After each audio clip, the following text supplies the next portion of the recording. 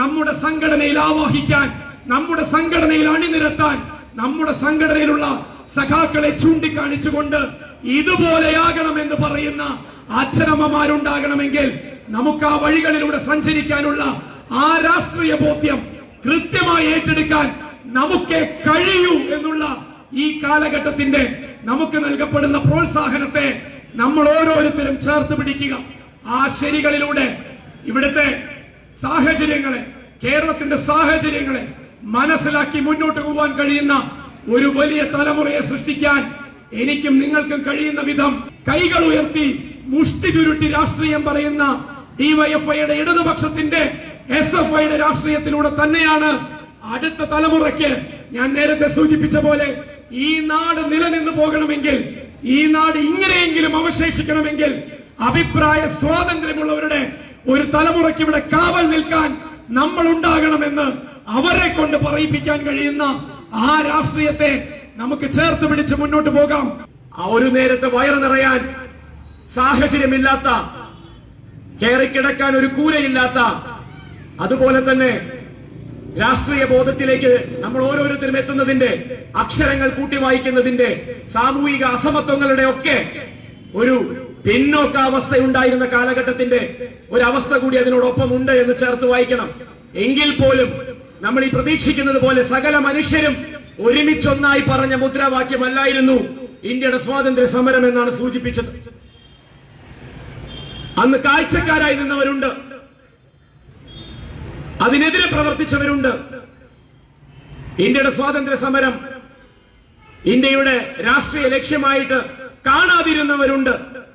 RSS എന്ന് പറയുന്ന സംഘടനയൊക്കെ ആ തരത്തിൽ ചരിത്രത്തിൽ പരിശോധിക്കപ്പെടുമ്പോ 1925 രൂപം കൊണ്ട് രാഷ്ട്രീയ സ്വയം സേവക സംഘം എന്നുള്ള പേരിൽ ഇന്ത്യ കണ്ട ഏറ്റവും അപകടം പിടിച്ച രാഷ്ട്രീയത്തിന്റെ തള്ളിപ്പറയലിന് വേണ്ടി നിലകൊണ്ട, ഇന്ത്യയുടെ സ്വാതന്ത്ര്യ സമര കാലഘട്ടത്തിൽ രാഷ്ട്രീയമായ അസ്തിത്വം ഉണ്ടായിരുന്നപ്പോഴും 22 വർഷവും ആ സ്വാതന്ത്ര്യ സമരത്തിന് വേണ്ടി യുവാക്കളെ സംഘടിപ്പിക്കാത്ത, ചെറുപ്പക്കാരിലേക്ക് ആശയം പകരാത്ത, അപകടം പിടിച്ച ഒരു രാഷ്ട്രീയം പറഞ്ഞിരുന്ന ഒരു സംഘടനയായിരുന്നു. തിരിഞ്ഞു നടക്കാനായിരുന്നു പറഞ്ഞിരുന്നത് സ്വാതന്ത്ര്യ സമരത്തിൽ നിന്ന്. ആ രീതിയിൽ സ്വാതന്ത്ര്യ സമരത്തിനോടൊപ്പം നിൽക്കാത്ത ഒരു കൂട്ടരുണ്ടായിരുന്നു.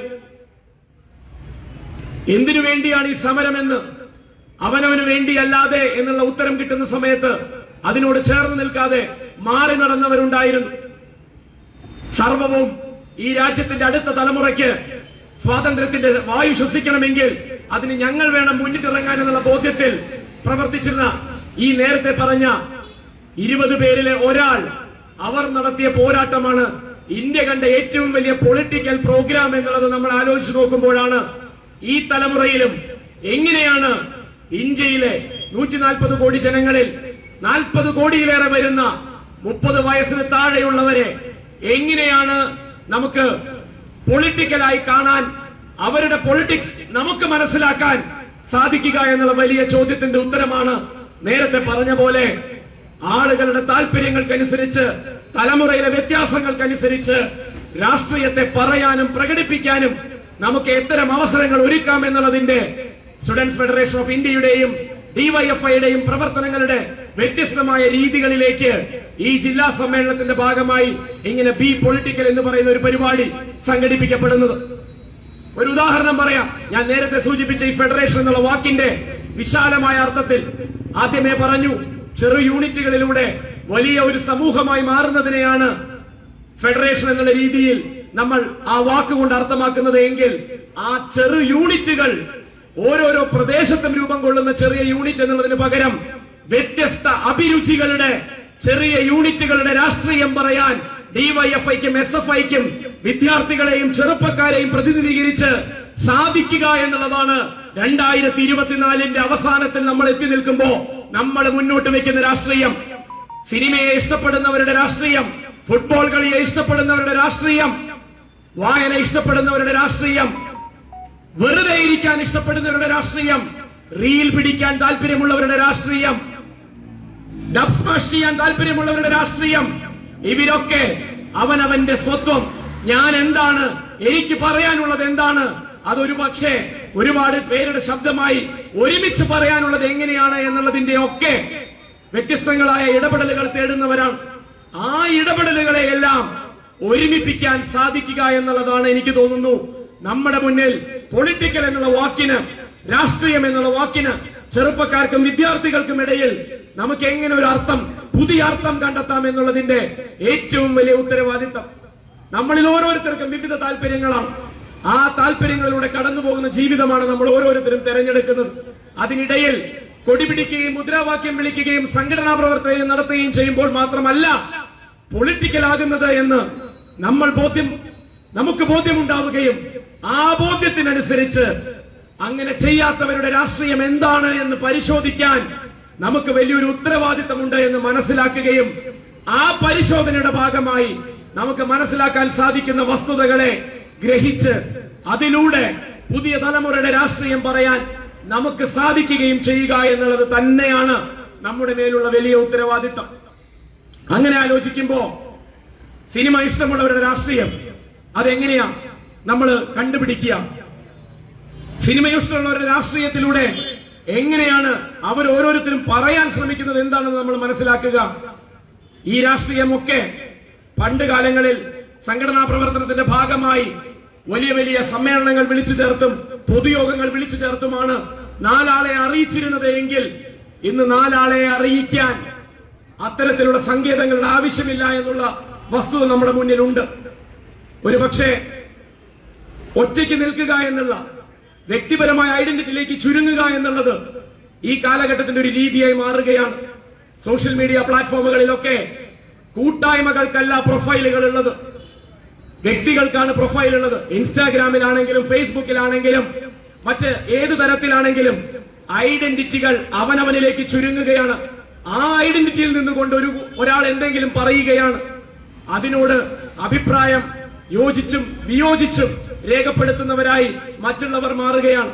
അതിന്റെ ഉള്ളിൽ നമുക്ക് പലതരത്തിലും വാട്സാപ്പിൽ തന്നെ വാട്സാപ്പ് ഗ്രൂപ്പായിട്ടും ഫേസ്ബുക്കിൽ തന്നെ ഫേസ്ബുക്കിലെ പേജായിട്ടും അല്ലെങ്കിൽ മറ്റൊരു തരത്തിൽ പറഞ്ഞു കഴിഞ്ഞാൽ ക്ലോസ്ഡ് ഗ്രൂപ്പുമായിട്ടും മറ്റുമൊക്കെ ഒരേ അഭിപ്രായമുള്ളവരെ ഒരുമിച്ച് നിർത്താൻ സാധിക്കുമെങ്കിലും ആ രാഷ്ട്രീയത്തിനെ മുന്നോട്ട് വെക്കുമ്പോ എങ്ങനെയാണ് അവർ പറയുന്നത് ഒരു രാജ്യത്തിന്റെ ജനജീവിതത്തിന്റെ ഭാഗമായി അവരുടെ അഭിപ്രായമായി മാറി ആ അഭിപ്രായത്തിന്റെ രാഷ്ട്രീയത്തിനെ മാനിക്കുന്ന മതിപ്പുളവാക്കുന്ന രീതിയിൽ തിരിച്ചിടപെടാൻ സാധിക്കുക എന്നുള്ളത് നമ്മൾ ആലോചിക്കേണ്ടതാണ്. ഈ അർത്ഥത്തിൽ ആലോചിക്കുമ്പോ കേരളത്തിലേക്ക് അടുത്ത വർഷം 2025 മെസ്സി വരുന്നു എന്ന് പറയുന്നു, അർജന്റീന വരുന്നു എന്ന് പറയുന്നു. ഇടതുപക്ഷ സർക്കാർ, നമ്മുടെ കായിക വകുപ്പ് മന്ത്രി ഒരുപക്ഷെ ഈ കൊച്ചു കേരളത്തിൽ ഏറ്റവും വലിയ രീതിയിൽ സ്പോർട്സിന് ഒരു കുതിപ്പുണ്ടാകണം എന്നുള്ള ആഗ്രഹത്തിൽ കൊണ്ടുവരുന്ന ആ വലിയൊരു പ്രൊജക്ട്, ആ പ്രൊജക്ടിന്റെ രാഷ്ട്രീയം പുതിയ തലമുറയിലേക്ക് കളിയുടെ ആവേശം കൊണ്ടുവരുന്നതിനോടൊപ്പം കളിയുടെ ഒരു പ്രത്യേക തരത്തിൽ ഒരു സമൂഹത്തിൽ അതുകൊണ്ട് ഉണ്ടാക്കാൻ പറ്റുന്ന മാറ്റങ്ങൾ, കളിയെ കരിയറാക്കാൻ കഴിയുന്നവരുടെ ഒരു തലമുറയെ ഈ കൊച്ചു കേരളത്തിൽ സൃഷ്ടിക്കാൻ പറ്റുന്നതിന്റെ സാധ്യതകൾ, പ്രൊഫഷണൽ ഫുട്ബോളിന്റെ സാധ്യതകൾ, കളി പറയുന്നതും എഴുതുന്നതും ഒരു കലയാണെന്നും ഒരു വരുമാന മാർഗമാണെന്നും ഒരു തലമുറയെ പഠിപ്പിക്കാനുള്ള ഉത്തരവാദിത്വം അങ്ങനെ ആലോചിക്കുന്ന സമയത്ത് ഒരു ഇവന്റ്, ഒരു ഇൻസിഡന്റ്, ഒരു പ്രത്യേക സാഹചര്യം, ഒരു പ്രത്യേക സാധ്യത, അതെങ്ങനെയാണ് അതിനോട് താല്പര്യമുള്ളവരെ മുഴുവൻ ഉത്തേജിപ്പിക്കുന്നത് എന്നും അതിലൂടെ എങ്ങനെയാണ് ഒരു രാഷ്ട്രീയം, ഒരു പുതിയ രാഷ്ട്രീയം പറയാൻ സാധിക്കുക എന്നും ആലോചിക്കുക എന്നുള്ളതാണ് നമ്മളുടെ ഓരോരുത്തരുടെയും ഉത്തരവാദിത്തം.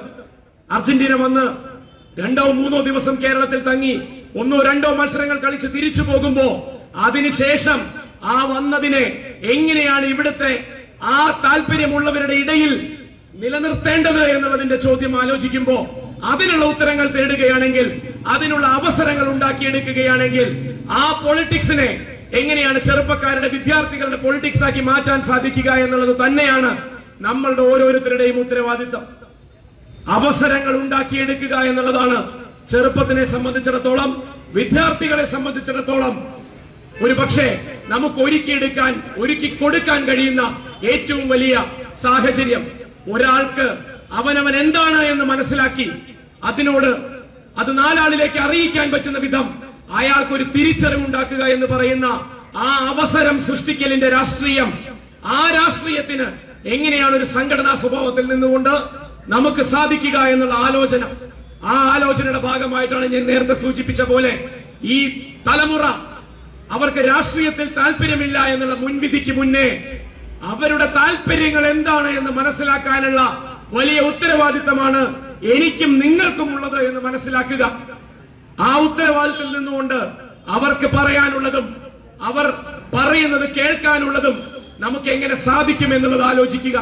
അതിന്റെ അടിസ്ഥാനത്തിൽ ആ ചെറുപ്പക്കാരികൾക്ക് അവസരങ്ങൾ ഒരുക്കി കൊടുക്കുക എന്നുള്ള വലിയ ഉത്തരവാദിത്തത്തിലേക്ക് നമ്മൾ സ്വയം മാറുക. നമ്മൾ പലപ്പോഴും കേരളത്തിൽ കണ്ടുകൊണ്ടിരിക്കുന്ന ഒരു പ്രവണത എന്ന് പറയുന്നത് കേരളത്തിലെ സകല പ്രശ്നങ്ങൾക്കും ചെറുപ്പക്കാർക്കുള്ള ഉത്തരവാദിത്തമില്ലായ്മയും അല്ലെങ്കിൽ ചെറുപ്പക്കാരുടെ രാഷ്ട്രീയ ബോധമില്ലായ്മയിലേക്കും അതിനെ ചുരുക്കിക്കൊണ്ടുവന്ന് കാണിക്കുക എന്നാണ് ഒരു പൊതു സമീപനം. കേരളത്തിൽ ഉയർന്നു വരുന്ന ലഹരി ഉപയോഗത്തിന് നമ്മൾ കാരണമായി പറയുന്നത് ചെറുപ്പക്കാരിൽ അവരവരുടെ ജീവിത സാഹചര്യങ്ങളിൽ ഒരുപക്ഷെ വലിയ നിർബന്ധ ബുദ്ധിയോടുകൂടി അല്ലാതെ പെരുമാറുന്ന ഓരോരുത്തരും വന്നു വീഴുന്ന വഴികളിൽ അത് ഉപയോഗിച്ച് ശീലമായി പോകുന്നു എന്നുള്ള വളരെ ലഘുവായ ഉത്തരമാണ് നമ്മൾ കണ്ടെത്താറുള്ളത്. നമുക്കിടയിൽ രാഷ്ട്രീയ ബോധം കുറയുന്നത് കൊണ്ടാണ് ഒരുപക്ഷെ ഈ ലഹരി മരുന്ന് ഇതുപോലെ ഉപയോഗിക്കപ്പെടുന്നത് എന്നുള്ളതാണ് ആളുകൾ ലഘുവായ ഒരു സമവാക്യത്തിൽ എത്തിച്ചേർന്നുകൊണ്ട് നമ്മൾ പറയുന്നത്. അതിനുമപ്പുറമുള്ള സാഹചര്യങ്ങളിലേക്ക് രാഷ്ട്രീയ ബോധം കുറയുന്നത് കൊണ്ട് എനിക്ക് മറ്റൊരാളുടെ കൂട്ടുണ്ട് എന്നും ആ കൂട്ടൊരു വലിയ കൂട്ടാവുമ്പോ അതിലൂടെ ചെയ്യാനുള്ളത് നാടിന് നല്ലതായിരിക്കണം എന്നുള്ള സാഹചര്യത്തിൽ നിന്ന് പരിശോധിച്ച് ചെയ്യാനുള്ള താല്പര്യത്തിലേക്ക് അവർ എത്തിച്ചേരുന്നതിന് പകരം ആ കൂട്ടുകെട്ടുകൾ എത്തിച്ചേരുന്നത് ദുർഘടമായ വഴികളിലാണ് എന്നും ആ വഴികൾ സ്വന്തം ആരോഗ്യത്തിനും ജീവനും മാത്രമല്ല സമൂഹത്തിന്റെ നിലനിൽപ്പിന് തന്നെ അപകടമാണ് എന്നും ഒക്കെയാണ് നമ്മൾ പെട്ടെന്ന് വിലയിരുത്തി കളയാറുള്ളത്. അതിനുമപ്പുറം ഈ നാടിന്റെ നേരത്തെ സൂചിപ്പിച്ച പോലെ മയക്കുമരുന്നിന്റെ ഉപയോഗമാണെങ്കിലും ഇനി ഒരുപക്ഷെ നമ്മൾ ഏറ്റവും കൂടുതൽ അപകടം പിടിച്ച രാഷ്ട്രീയം എന്ന് പറയുന്നത് വർഗീയതയുടെ പേരിൽ ചെറുപ്പക്കാർക്കിടയിൽ കണ്ടുവരുന്ന ഒരുപക്ഷെ തീവ്ര വർഗീയ സ്വഭാവം പുലർത്തുന്ന രീതിയിൽ അതിന്റെ മതബോധത്തിലേക്ക് ചുരുങ്ങിക്കൊണ്ട് പ്രതികരിക്കുന്ന രീതിയിലേക്കൊക്കെ ചെറുപ്പക്കാർ വന്ന് വീഴുന്നു എന്നുള്ളതാണ്. അതിനും നമ്മൾ കാരണമായി പറയാറുള്ളത് അവനവന് വേണ്ടി മാത്രം സംസാരിക്കുന്നതിന് പകരം അവരനു വേണ്ടി കൂടി പറയാനുള്ള കഴിവുണ്ടാകാതെ പോകുന്ന ഒരു തലമുറയിൽ ജനിച്ചു വീഴുന്നത് ഒരു മതത്തിലാണെങ്കിൽ ആ മതത്തിന്റെ രാഷ്ട്രീയമാണ്, അതാണ് ശരി എന്ന് മാത്രം പറയാൻ അറിയുന്നവരുടെ തലമുറയായി നമ്മൾ മാറുന്നുണ്ടോ എന്നുള്ളതാണ്.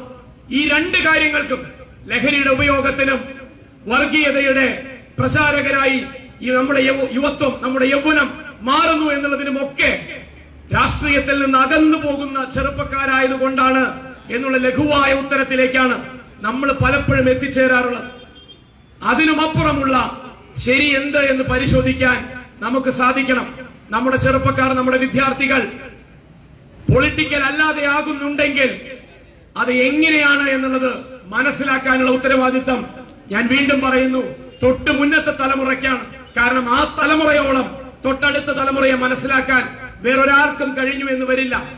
ആ ബോധ്യത്തിൽ നമുക്ക് മനസ്സിലാക്കാൻ കഴിയുന്ന നമ്മുടെ തൊട്ട് പിന്നാലെ വരുന്ന തലമുറയെ എങ്ങനെയാണ് ഈ പറയുന്ന നിലപാടുകളുള്ള, അഭിപ്രായങ്ങളുള്ള, അവനവന്റെ താല്പര്യങ്ങളിൽ ജീവിക്കുമ്പോഴും ആ താല്പര്യത്തിൽ നിന്നുകൊണ്ട് ഈ രാജ്യത്തിന്, ഈ നാടിന്, അവനവന്റെ കുടുംബത്തിന്, അവനവന്റെ കൂട്ടുകെട്ടുകൾക്ക് ഇതിനെല്ലാം ഉപകാരപ്പെടുന്ന വിധമുള്ള ഒരു ജീവിതമാക്കി അതിനെ മാറ്റാൻ സാധിക്കുക എന്നുള്ള വലിയ ചോദ്യവും ഉത്തരവും അത് പകർന്നു നൽകാൻ എങ്ങനെയാണ് യുവജന സംഘടന എന്നുള്ള രീതിയിൽ, വിദ്യാർത്ഥി സംഘടന എന്നുള്ള രീതിയിൽ ഡിവൈഎഫ്ഐക്കും SFIക്കും സാധിക്കുക എന്ന് പറയുമ്പോ കൊടിപിടിക്കുന്ന, മുദ്രാവാക്യം വിളിക്കുന്ന രാഷ്ട്രീയത്തിന്റെ ഒപ്പം തന്നെ താല്പര്യങ്ങളുടെ രാഷ്ട്രീയത്തെ ചേർത്ത് പിടിച്ച് ആ രാഷ്ട്രീയത്തിനെ ഓരോരോ താല്പര്യങ്ങളുടെ അടിസ്ഥാനത്തിൽ ആളുകളിൽ നിന്ന് ഉണ്ടാക്കിയെടുക്കുന്ന അനുഭവങ്ങളുടെ, അവർക്കുണ്ടാക്കി കൊടുക്കാൻ സാധിക്കുന്ന അവസരങ്ങളുടെ രാഷ്ട്രീയത്തെ അതിനെ മുൻനിർത്തി സംസാരിക്കാൻ നമുക്ക് സാധിക്കുക എന്നുള്ളതാണ്. ആ അവസരങ്ങൾ സൃഷ്ടിക്കലാണ് കഴിഞ്ഞ 8.5 വർഷക്കാലമായി കേരളത്തിൽ ഇടതുപക്ഷ ജനാധിപത്യ മുന്നണി സർക്കാർ ചെറുപ്പക്കാർക്ക് വേണ്ടി ചെയ്തുകൊണ്ടിരിക്കുന്നത്. കേരളം വിട്ടുപോകുന്ന ആളുകളുടെ എണ്ണം കൂടുന്നത്, കേരളത്തിൽ തൊഴിൽ സാധ്യത ഇല്ലാത്തത് കൊണ്ടാണ് എന്ന് തെറ്റിദ്ധരിപ്പിക്കുന്ന വിധം നമ്മുടെ മാധ്യമങ്ങളും എതിർ രാഷ്ട്രീയ പ്രസ്ഥാനങ്ങളും സംസാരിച്ചുകൊണ്ടിരിക്കുന്ന ഒരു കെട്ടകാലമാണിത്.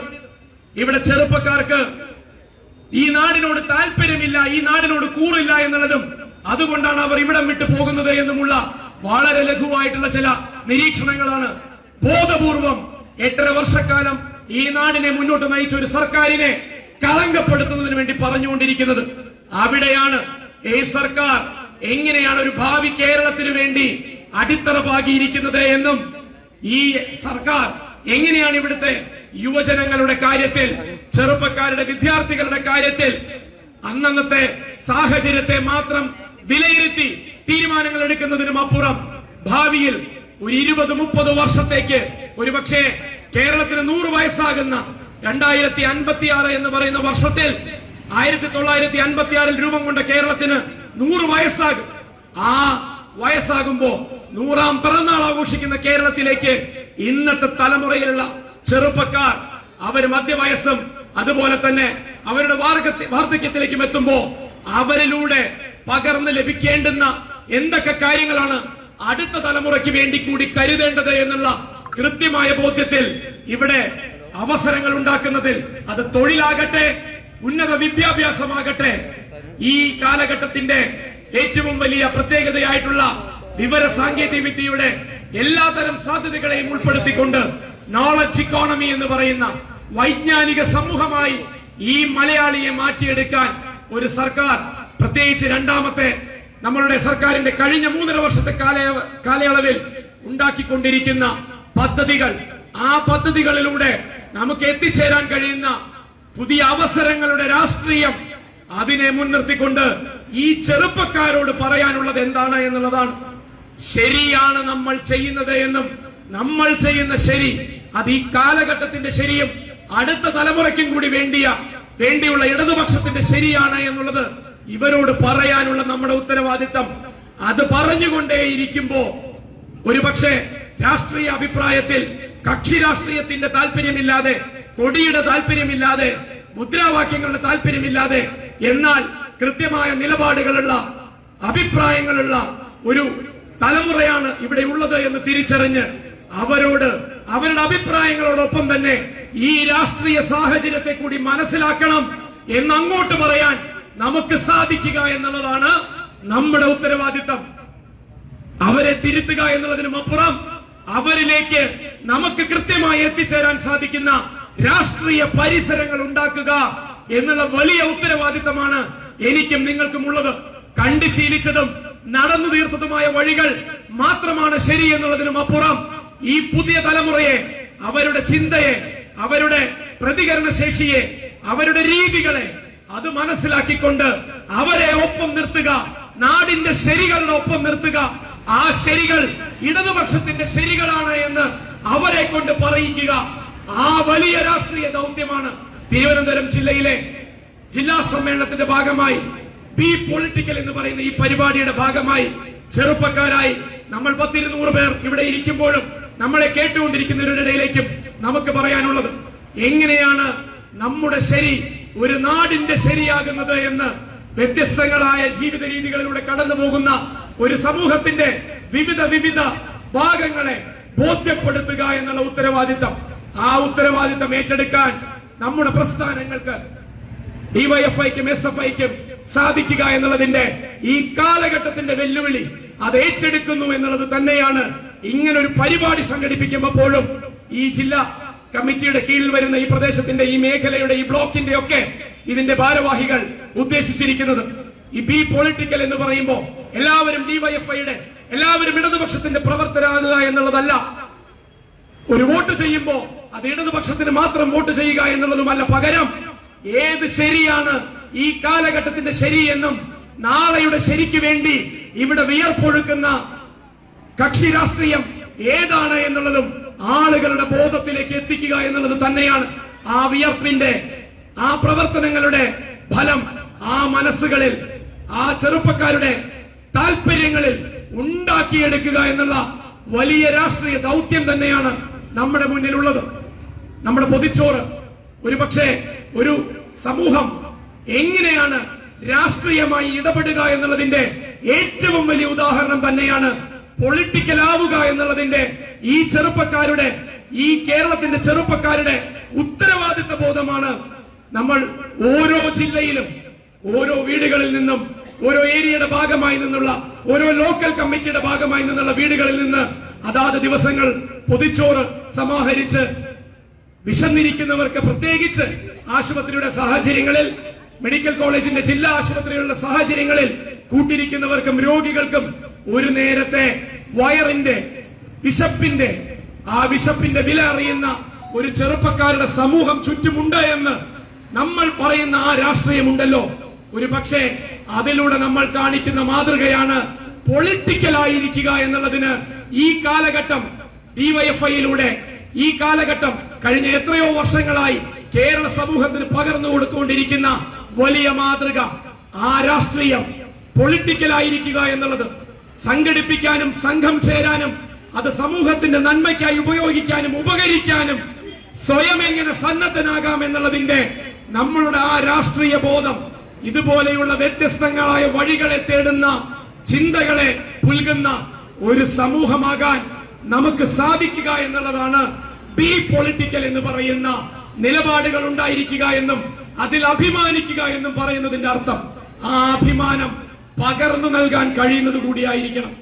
എന്റെ അഭിമാനബോധം, നിങ്ങളുടെ അഭിമാനബോധം ഈ സംഘടനയിൽ ചേർന്ന് നിന്നുകൊണ്ട് നമ്മൾ പ്രവർത്തിക്കുമ്പോൾ അത് ഒരാളിലേക്ക് പകർന്നു നൽകാൻ എന്നെയും നിങ്ങളെയും കണ്ട് നമ്മുടെ രാഷ്ട്രീയമാണ് ശരിയെന്ന് ഉറപ്പിച്ചു പറയാൻ പറ്റുന്നവരെ ചുറ്റും സൃഷ്ടിക്കലും കൂടിയാണ്. അത് നേരിട്ട് അവരെ രാഷ്ട്രീയം പറയാൻ, കൊടി പിടിക്കാൻ, മുദ്രാവാക്യം വിളിക്കാൻ അവരെ ക്ഷണിക്കുക എന്നുള്ളതിനും അപ്പുറം അവരുടെ മനസ്സിൽ ഞാൻ നേരത്തെ സൂചിപ്പിച്ച പോലെ വഴിപിഴച്ചു പോകുന്ന ചിന്തകൾ ഉണ്ടാകാതിരിക്കാൻ നമ്മളാൽ കഴിയുന്ന ശരികൾ അവരുടെ മനസ്സിലേക്ക് സ്ഥാപിക്കുക എന്നുള്ളതാണ്. അത് വർഗീയതയുടെ വഴിയാണെങ്കിലും ലഹരി മരുന്നിന്റെ വഴിയാണെങ്കിലും അതിലേക്ക് ഒരു തലമുറയെ കടത്തിവിടാതെ പിടിച്ചു നിർത്തുക എന്നുള്ള ഏറ്റവും വലിയ പൊളിറ്റിക്കൽ ഗോളാണ് നമുക്കിവിടെ സംഘടനാ തലത്തിൽ ചെയ്യാനുള്ളത്. അത് ക്യാമ്പയിനുകളിലൂടെ നേരിട്ട് ചെയ്യുന്നതിനും അപ്പുറം ഒരുപാട് ആളുകളിലേക്ക് പ്രചോദനമാകുന്ന രീതിയിൽ, പ്രോത്സാഹനമാകുന്ന രീതിയിൽ എങ്ങനെ കൈമാറാൻ സാധിക്കുമെന്നുള്ളതാണ്. അവരുടെ ജീവിത സാഹചര്യങ്ങളിലൂടെ കടന്നു പോകുന്ന ഓരോ മനുഷ്യനും ആ സാഹചര്യത്തെ തിരിച്ചറിഞ്ഞ് അത് നല്ലതിനു വേണ്ടിയാണ്, നാളേക്ക് വേണ്ടിയാണ് എന്ന് തീരുമാനിക്കാൻ കഴിയുന്ന, ബുദ്ധി ഉറയ്ക്കുന്ന പ്രായം മുതൽ തീരുമാനങ്ങൾ എടുക്കാൻ കഴിയുന്ന പ്രായം എന്ന് നമ്മൾ അവകാശപ്പെടുന്ന 18 വയസ്സിന്റെ ആ തീരുമാനങ്ങൾ എടുക്കുന്നതിന്റെ സാഹചര്യങ്ങൾ, ഇതിലൊക്കെ ഒരു പൗരനെ സൃഷ്ടിക്കുന്ന, ഉത്തരവാദിത്വ ബോധമുള്ള ഒരു പൗരനെ സൃഷ്ടിക്കുന്ന ആ രാഷ്ട്രീയം പറയാൻ നമുക്ക് എങ്ങനെ സാധിക്കണം എന്നുള്ളതിന്റെ അന്വേഷണം തന്നെയാണ് ഈ കാലഘട്ടത്തിൽ ഇത്തരം ഒരു പരിപാടി സംഘടിപ്പിക്കുമ്പോൾ നമ്മൾ ഏറ്റെടുക്കുന്ന ഉത്തരവാദിത്വം. അതിലൊരു സംശയവും നമുക്കില്ല. ഈ തലമുറയെ, ഇനി വരുന്ന തലമുറകളെ ഈ നാടിന്, ഈ കൊച്ചു കേരളത്തിന് ഓർക്കാനും അഭിമാനിക്കാനും പറ്റുന്ന വിധം മാറ്റിയെടുക്കാൻ സാധിക്കുന്ന സംഘടനാ സ്വഭാവം അത് അവകാശപ്പെടാൻ SFIക്കും DYFIക്കും മാത്രമേ കഴിയൂ എന്നുള്ള ഈ കാലഘട്ടത്തിന്റെ അടയാളപ്പെടുത്തൽ, അതിലൂടെ മുന്നോട്ട് പോകാൻ നമുക്ക് ഓരോരുത്തർക്കും സാധിക്കേണ്ടുന്ന പുതിയ വഴികളുടെ, ആലോചനകളുടെ ഒരു വലിയ തുടക്കമാകട്ടെ ഈ ക്യാമ്പയിൻ.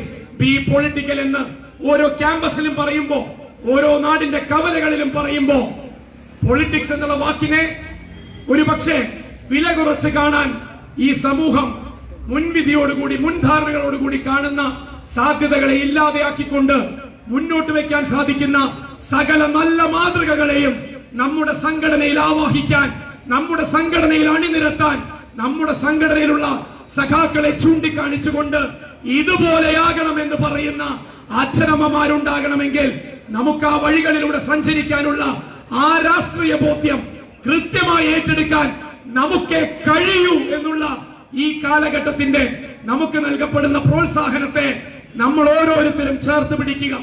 ആ ശരികളിലൂടെ ഇവിടുത്തെ സാഹചര്യങ്ങളെ, കേരളത്തിന്റെ സാഹചര്യങ്ങളെ മനസ്സിലാക്കി മുന്നോട്ട് പോകാൻ കഴിയുന്ന ഒരു വലിയ തലമുറയെ സൃഷ്ടിക്കാൻ എനിക്കും നിങ്ങൾക്കും കഴിയുന്ന വിധം നമ്മളുടെ സംഘടനാ പ്രവർത്തനത്തിന് ഇനിയുള്ള കാലങ്ങളിൽ സാധിക്കട്ടെ എന്ന് ആശംസിച്ചുകൊണ്ട് ദീർഘമായി സംസാരിക്കുന്നില്ല.